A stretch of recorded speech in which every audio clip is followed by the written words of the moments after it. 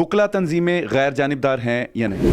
حکومت جا رہی ہے یا نہیں جا رہی؟ بڑا قریب ہے نواز شریف صاحب کے، میاں صاحب آ رہے ہیں۔ بہترین پرائم منسٹر کسے دیکھتے ہیں، مریم نواز صاحبہ یا شہباز شریف صاحب؟ السلام علیکم ناظرین، آپ کا میزبان رحمان اردو ٹائمز UK میں آپ سب لوگوں کی خدمت میں حاضر ہیں۔ میرے ساتھ موجود ہیں اس وقت راجہ خرم صاحب، سابق ڈپٹی اٹارنی جنرل اور اس کے ساتھ ساتھ central information secretary. March legal ہے لیکن دھرنا انلیگل ہے، اس کے اوپر ہم بات کریں گے، کلیش نہ ہو، اس کا مین ایجنڈا کیا ہے؟ دیکھیں جی، سنگین آئینی بحران جو پیدا ہونے کے خدشے کے تحت سپریم کورٹ جو بار ایسوسیشن ہے انہوں نے پٹیشن فائل کی ہے۔ اس کے مطابق یہ کہ جب تک نو کانفیڈنس ووٹ کا یہ آئینی طریقہ حل نہیں ہو جاتا اس وقت تک یہ جو ہجوم کو اکٹھا کرنا اور جو پولیٹیکل پارٹیز وہاں پہ بندوں کو لا کے تو وہاں پہ ایک راستے روک کے اور ایک ایسا میس کریٹ کریں گے جس کی وجہ سے یہ اس آئینی طریقے کو پورا کرنے میں رکاوٹیں پیدا ہوں گی۔ کہیں اپوزیشن کا اتحاد اور وکلا کمیونٹی ایک ہی کٹ تو نہیں؟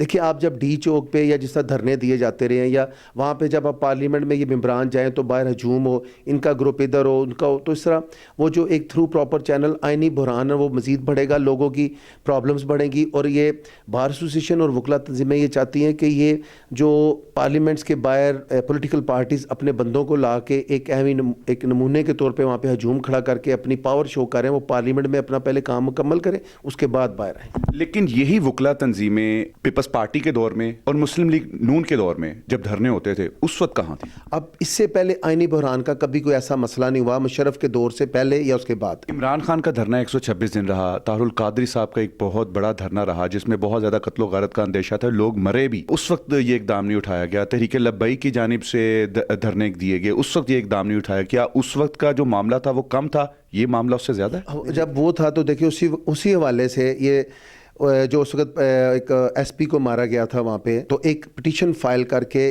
اسی کے تحت وہاں پہ جب FIR درج ہوئی تھی تو یہ وکلائی تنظیمیں تھیں جنہوں نے اس وقت اس سارے سلسلے کو کنکلوڈ کر کے تو آج سے 2 دن پہلے کی جس میں بریت ہوئی ہے۔ اس وقت کیا ایسا تو نہیں ہے کہ اپوزیشن جو پارٹیز ہیں ان میں اتنی پاور نہیں ہے کہ کسی طریقے سے حکومت کے دھرنے کو روک سکے اور وہ وکلا تنظیموں کو استعمال کر رہی ہے؟ اگر ان کے ساتھ کوئی بدنیتی پہ مبنی ہو تو وہ صرف یہ ریٹ فائل کرتے اور ایک ریسٹریننگ آرڈر لے کے اس کو پٹ اپ کر دیتے۔ وکلا تنظیمیں غیر جانبدار ہیں یا نہیں؟ الحمدللہ یہ ہمیشہ غیر جانبدار ہوتی ہیں، یہ لاء کے مطابق یہ اصول اپنی ایک ڈیموکریٹک رول کو پلے کرنے کا ایکسپیرینس رکھتی ہیں اور یہ ہوتی ہیں۔